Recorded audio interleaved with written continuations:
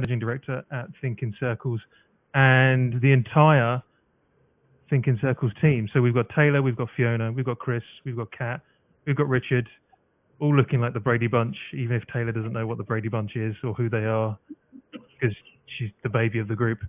So good afternoon, everybody. If you're joining us, we are just going to kind of spend the next half an hour talking about all the kind of things, the fundamentals of recruitment marketing towards the end of this year and into 2026. So everything that you can kind of use to get you up and running. If you're a recruitment agency, doesn't matter if you're small, if you're medium, if you're large, the kind of things that are going to be important over the next year. So these are going to be things from strategy all the way through to content. We've had a few people kind of writing with questions, so we're going to kind of kick off with some of those kind of questions first. Everyone in the team is going to get a chance to answer and chat. If you've got any questions, you can stick them into the comments. We might not get around to answering them all today, so we might kind of move them into next month. But so we're going to kind of kick off with the first question: is what do you think? So why do you think so many recruiters still underestimate the importance of marketing, and what's the biggest mindset shift they need to make going into 2026? Well, we all know that recruitment traditionally has been quite a transactional and sales kind of focused, right? So I think there's always this battle between sales and marketing. Really, I always describe it as sales ampersand marketing. That's what it should be. It should be the two parts of the business working together. So getting that into the people, into the mindset, and I guess getting away from the old cliche of marketing being the coloring in department, right? Marketing is much more strategically focused kind of department within recruitment now that is there to support all the other functions and get you in front of the people that you need to get in front of. That's what I think. I'm going to hand this over to the rest of the ThinkinCircles team. Who wants to have a go at answering this? Kat, thank you.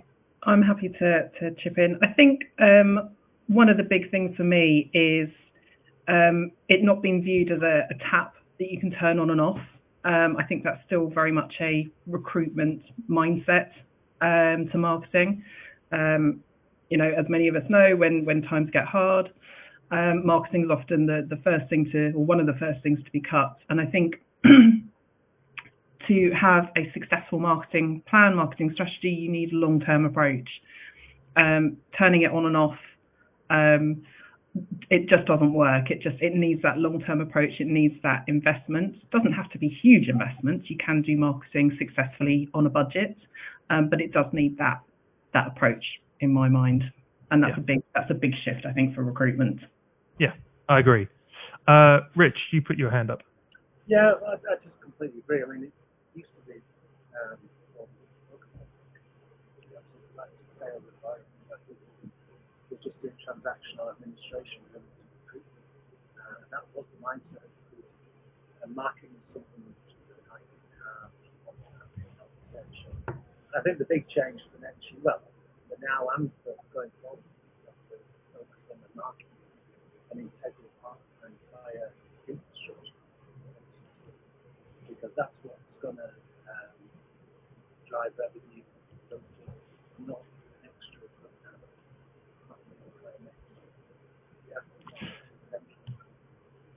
Your microphone's a little quiet, Mike. Richard. We got the majority of it. Chris, I think, did you put your kind of hand up there as well? Yeah, I was going to kind of say a similar thing to Rich. I think in terms of marketing's always been seen as like a nice to have. I think, you know, like Kat said earlier, when things get hard, marketing and training usually are the first things to go, but that doesn't really make much sense, right?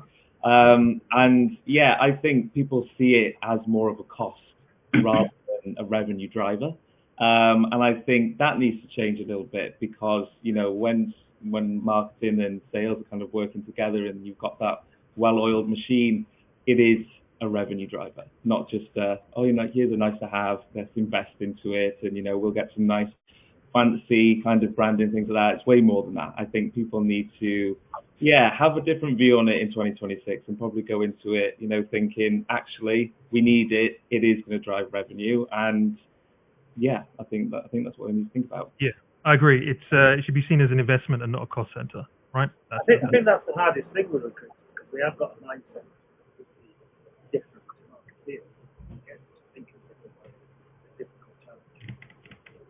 Yeah, I agree. Taylor, Fiona, anything else to add before we move on to the next question?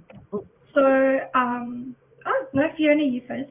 Thank you very much, Taylor. I was just going to say that the mindset shift should be something around the lines of, I explain it a lot to clients, is that your service, your recruitment service, is the chocolate bar, and the marketing is everything that wraps around that. So from my perspective, it's having that integration, and it's just what Chris and Kat and Richard and you were all saying. So just having that integration and thinking about the whole, marketing as part of the whole rather than something that's done separately. Yep. Taylor? So with you guys saying, you know, like it's a nice to have, I also think people need to get off the mindset that they can do it themselves. A lot of people perceive marketing as easy, just, you know, making a pretty image, writing a short caption and posting it to your audience. When in actual fact, there's so much that goes on in the background. There's like, we do research, we, you know, like fully analyze your audience and what you want to achieve out of your marketing. And I think a lot of people need to stop perceiving it as so easy and I can do it myself, because a lot of the time we can see you've done it yourself, like no thought has actually gone into it. Yeah, so that's a good question actually. I'm gonna kind of push this back to the rest of the team. Is, do recruitment marketeers have more of a responsibility to prove to the rest of the recruitment space what recruitment marketeers actually do, you know, and get away from this perception that it's easy, that it's a cost center? Surely some of that actually is our responsibility to do to show that and to prove that, as opposed to the recruiters continuing to either believe that that's what it is or not really understanding exactly what we do. Chris, I can see you nodding your head. What do you think? Yeah, absolutely. I think that in the industry at the moment, it's been tough, right, over the last couple of years. And I think that, especially from my point of view and the clients that I've been working with a lot recently, is a lot of it is kind of looking at that BD and not just, you know, about branding, having a really nice, fancy website and shiny things. It's about getting kind of stuck in, I think. And what I've been doing, I'm sure most of recruitment marketers have been doing the same thing, is really working with sales and doing that BD and kind of getting involved with what that looks like, if that makes sense. And yeah, I think, you know, it's not just painting the pretty pictures. It's not just, oh, here you go, let's put a job up. You know, we are looking at your email marketing, for example, and what your points and touches look like, and how to kind of bring people in to pass on to sales, for example, who are warm already. So you don't have to have that difficult conversation with them, right? Because, you know, with recruiters, it can be difficult doing that BD. You know, they've got to do everything from, well, especially if they're doing 360. And if we can kind of give them something and give someone that's warm that they can have a conversation with and done a lot of the hard work, a lot of the sales already through marketing, I think that helps massively, right? Yeah, I agree. Kat, did you put your hand up? Yeah, I was going to say, I think sort of following on from what Chris was saying, it's about how you communicate stuff to the business, how you get that buy-in from the stakeholders, whether that's the senior management or whether it's the recruiters themselves. You've kind of got to simplify what you're communicating so it comes across in a clear way. It doesn't bamboozle them with marketing chat, but also present things in a way that mean something to them, because, you know, a salesperson's priorities are going to be very different to a marketeer's, and you have to relate it back to them and what's going to be important to them. So speaking their language. I mean, yes, it is kind of up to us to a certain extent to educate them, to win them over, to show them what it can do, and to let them see that it is more than just colouring and that there is more to it than that. Yeah. Partly that is on us, but also I feel like, you know, we've been doing this long enough now, a lot of us, that sometimes we need people to come on the journey with us and recognise actually and give us the space that we need to do the things that we can do. I think that there's got to be let us show you what you can do, but give us that space to show you what we can do and what it can do. Okay, so next question. Let's move on to this. So what does a strong recruitment agency brand look like, and what are the key elements to separate them from their competitors? Now, this is a question we always get asked a lot by anyone we're ever speaking to, is how do I look different from my competitors? And it's difficult within recruitment because recruitment's fairly similar, whichever business you're kind of working with. And so how do you distinguish yourself from kind of, level up beyond who you might consider as your competitors is always a question that we're being asked to do. I suppose from my perspective, there's a couple of things is, why worry about your competitors so much, I guess, is like stop competing with them.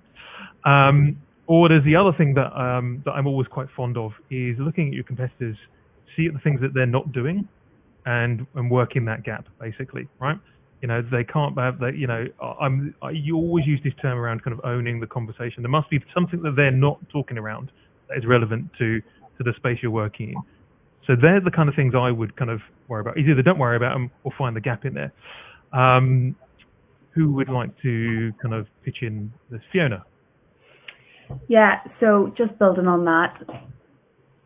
Recruitment, but yeah, to that point, recruiters fundamentally do a very similar job. And that piece of differentiation can be a real challenge. I think that you should never lose sight of the fact that recruitment is a people-centered business.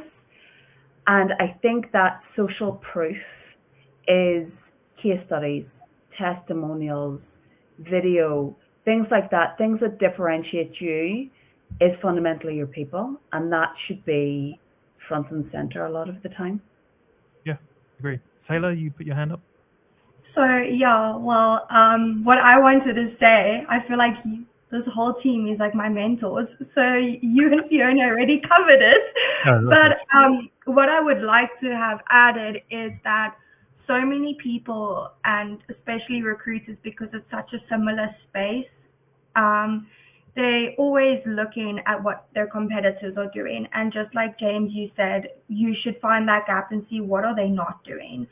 But I also feel that recruiters, yes, it's the same space, but you've got your own brand. You've got your own way that you go about things, and your own processes and your own personal feeling towards it. And I feel that a lot of the time people are like, oh wait, this is going to go viral or this is trending. And people need to understand they can't just jump on trends if it doesn't match their brand. And I feel you need to be very embedded in who you are and stay true to that and not just follow what other people are doing. Because then people will see your brand and be like, okay, that's them, because they're not going to confuse you with what everyone else is doing.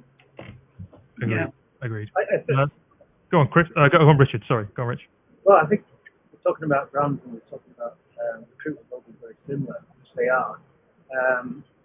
But it is a people business, as Leon said. And that's the most important thing. I think what recruiters really need to remember, we're talking about the brand and defining the brand and going after market, is they need to be truly authentic in who they are. It needs to be core to every part of their business, how they operate, how they portray themselves.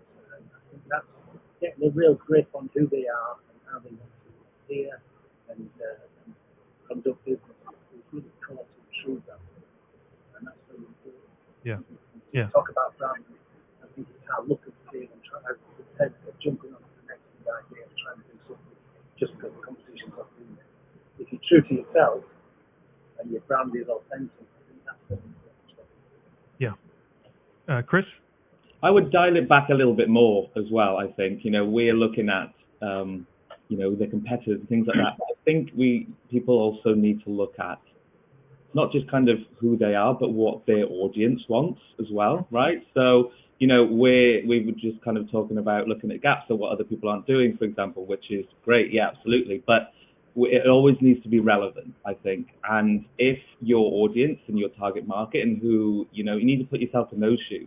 What issues are they having? What is their problems right now? Because, you might sit there and think, oh, I just want to do this because I enjoy doing this side of recruitment or this part. But actually, you need to figure out who and where your target audience are right now, what kind of barriers they have, what kind of issues they have, and tailor what you're offering to them in that way. So yeah, like you said, James, don't always be looking at what your other people are doing. You gotta look at what your audience is doing. Yeah. If you're just joining us, this is the Marketing Rules Live. This is the entire ThinkinCircles team. We're just going over the things you need to kind of concentrate your marketing on to get them right in 2026. So next question is, oh no, there's one around kind of sales and marketing. We kind of covered a bit around sales and marketing, so I'll skip that one. If a recruitment agency wants to start creating content but doesn't know where to begin, what should their first steps be? Again, this is quite a common question that we kind of get asked, is people just not knowing where to start. This is about content, but marketing in general is, and there are often barriers around. I don't want to make a mistake. I don't want to be adding to the noise. I don't want to kind of copy what everyone else is doing. So where does someone start when it comes to, let's just take content, right? What's the thing that they should be kind of trying to do first? If I kind of add in my kind of my suggestion is play to your strengths.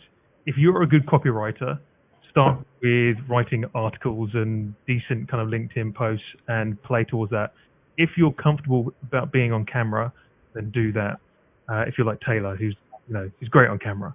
If you would prefer to be just doing stuff that's audio, even better, right? Then just do that. But I think it's around kind of playing to what you are comfortable with. On numerous occasions I've met people that don't really want to be on camera. They're not really that comfortable. It's like, well, let's figure out what's better, right? What can you do? And do that, basically. Start where you're comfortable, because you're going to enjoy it more, you're going to get more from it, and your audience is going to see that as well.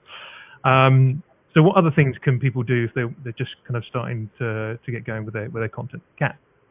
I mean, we've kind of already alluded to it, but you've got to decide first who you're talking to, and you can't just talk to everyone all at once. You've got to pick somewhere to start, and that will depend on your business priorities.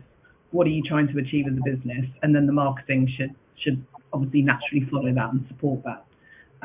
So it's not about just saying, okay, well, we just want to get some more clients on board. Okay, well, which clients? So really focusing down on who it is that you're going to talk to. So after you've worked out, okay, well, our strengths are copywriting, let's focus on that. Who are we copywriting to? And then what are we going to copyright about? Yeah. So I think kind of like really spending some time thinking about that, because otherwise you can just end up going here, there, and everywhere and spraying stuff and just hoping something sticks. Yeah, exactly. Chris, did you put your hand up? No. Fiona. Sorry, Fiona, go on. I said I wouldn't talk, and here I am talking. What I would say is that where Kat was talking about content and choose what you want to talk about, what I would also say is choose the format or two of the formats that you want to be on. You don't have to be, the number of clients that I'm like, oh, we need to be on TikTok, or we need to be on this, or we need to be on. No, you don't. You need to understand where your clients are. And if your clients are on LinkedIn, or if your clients or candidates and clients are on Facebook and they're not on TikTok, then don't break your heart trying to build up an audience that is not fundamentally interested in what you have to say. So that would be my piece of advice. Yeah.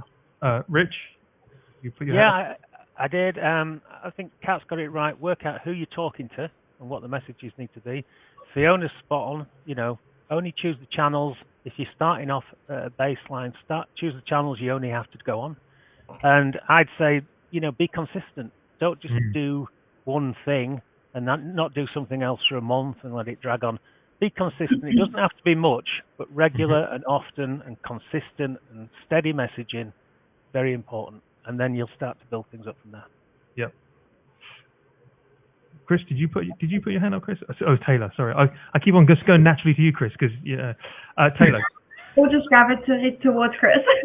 So I recently wrote an article about how to do a campaign, and I feel that can go hand in hand. Like, or starting point on content that you want to put out.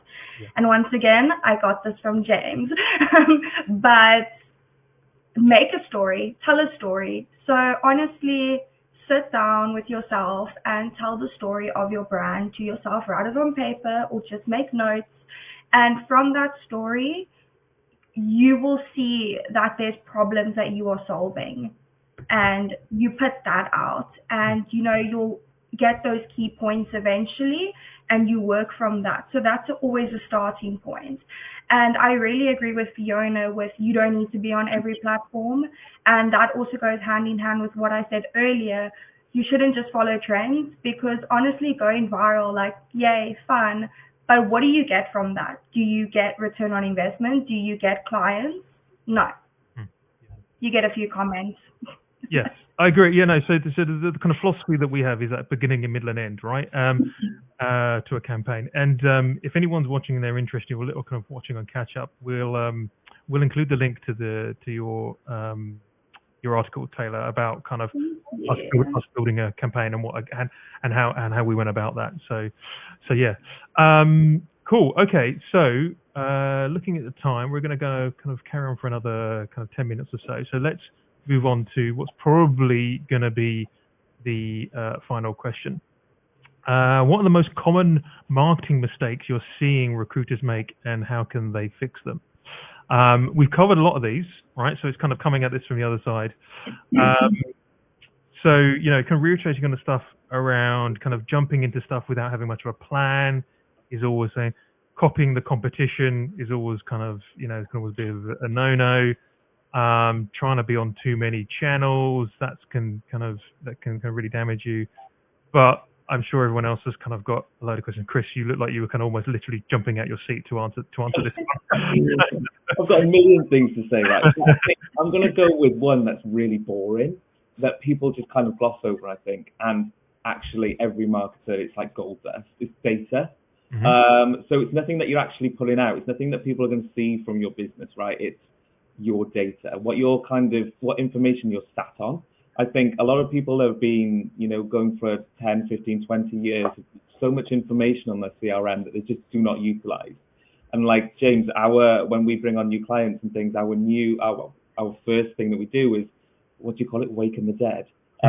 Sell campaign and things like that, and reach out to people in the past that they might have worked with and things like that. And it's just really utilizing the data that you actually have, instead of having to think, oh, actually, I need to keep going out and bringing in new people in. I need to go and talk to new clients constantly. But you're sat on so much data, so much information, so much you can do with that. I think that's one of the big things for me, is that people always look for the shiny things and always want to go out and, there's so much that you've got already in your arsenal that you can use. So, yeah, that's my point. Yeah. Kat. I was going to say, I should be able to remember this, but it was a long time ago. When I was at uni, I do remember them. They always used to go on in our marketing lectures about it's far easier to get more money out of your existing clients than it is out of new clients.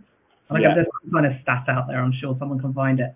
But it's so true, and I think kind of, what Chris said is absolutely right. That data piece in terms of analysing your existing clients, who's kind of spending loads with you, who's spending a little bit with you that you could maybe get more out of, and that can sometimes feed into that cross-selling piece if you've got multiple specialisms in your business. Yeah. And then also, the amount of times I'm sure recruitment agencies have said to many of us, we've got X number of thousands of candidates on our database, but they're still out on job boards posting and going, we haven't got any candidates. And it's like, but there must be. So it's totally agree with Chris. It's kind of, there's so much power in recruitment agencies in terms of that information that they've got, but just are not utilising for whatever reason, or don't know how to, or don't know where to start with it. Yeah. The other thing I was going to say is I think Richard kind of made the point as well, is that trying to do too much. I think that's a big mistake, is kind of producing something and moving on to the next thing, and making something and moving on to the next thing, rather than producing less but doing way more with it. Mm-hmm. And I think that's where A lot of recruiters can get bogged down with just stuff going on rather than really kind of honing their efforts and making clever content that really, really works for them. Yeah. Formats, multiple. Rich? I think that's a really good point you've made there, Kat. And I think if we're trying to build brands and we're trying to market businesses, I think one of the biggest mistakes a recruitment firm can do is just post jobs. I mean, really, when it comes down to it, you've got to add some kind of value. You've got to say something about your brand, what you know, what your expertise is. And just posting jobs doesn't do that. You can get the visuals right, but you've got to be painting a picture. You've got to be marketing your business and telling a story. Yeah. And that's very important. And I think that's, just don't be lazy. I think that's the main piece of advice. Don't be lazy marketers. Don't just post jobs. Try to add value. And you don't have to do it all the time. You don't have to do it on every channel, like we've said before. But make the effort to do something which is authentic and new and valuable. Yeah. Taylor? So I actually did a video about this, and a lot of people are stepping into candidate-based marketing as a first approach. And I think it's pretty cool because, like Richard said, a lot of recruitment companies just post jobs. They don't really post anything else. So we don't see a personality coming from that brand. We don't know the people you work with, or the type of people you work with. And I think it's just really cool that that is something that's changing. So that could typically be a trend that's going to happen in 2026, where recruitment agencies are marketing their candidates instead of the jobs. Mm-hmm.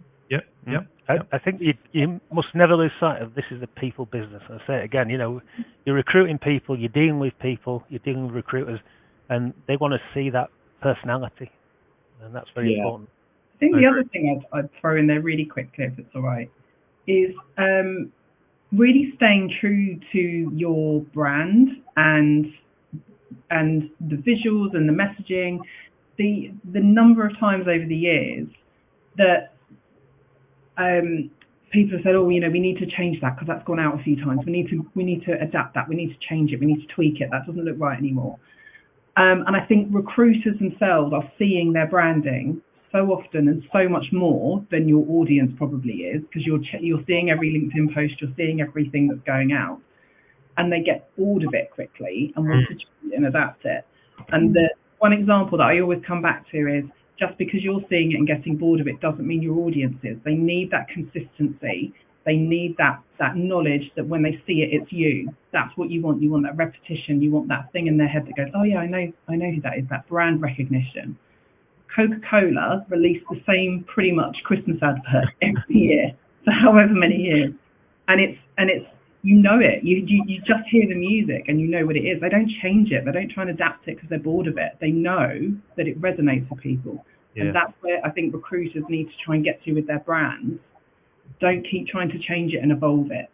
Find something that works and stick with it so that people learn to know it and see it and recognize it and build up that brand value. Yeah, I agree. That comes back to that owning that space, right, as well, right? Kind of owning that conversation. So we've been going for about half an hour, so I'm going to kind of wrap things up. We did have a few more questions, but maybe we will tackle those on the next webinar, which will be in January. We haven't necessarily decided on the date yet, but it will probably be second week of January. There you go. Thank you very much, Taylor. So thank you for everybody for tuning in. If you're kind of following us on Catch Up or watching us on Catch Up, then obviously you can still kind of reach out to us. We still can answer any of your questions if you've got anything. Hopefully we'll kind of add all of the links that we've discussed today. Anything that anybody else wants to know around recruitment marketing, whether you are a recruitment agency, whether you are in talent acquisition, whether you're in recruitment technology or a service provider in the space, then feel free to reach out. We're going to kind of go through all of those kinds of different kind of business types over the next kind of few months and tackle all kind of marketing related questions. We might not have all of the team on there. We might kind of separate it out, but we'll see if we can get everybody. If I can herd the cats into one place at the same time, then we will do, because I think this has been a great format. So thank you everybody for watching. Thank you very much for the ThinkinCircles team for joining and making some time this afternoon. And thank you very much for watching, and we hope to catch you all soon. So thank you very much. Bye. Bye.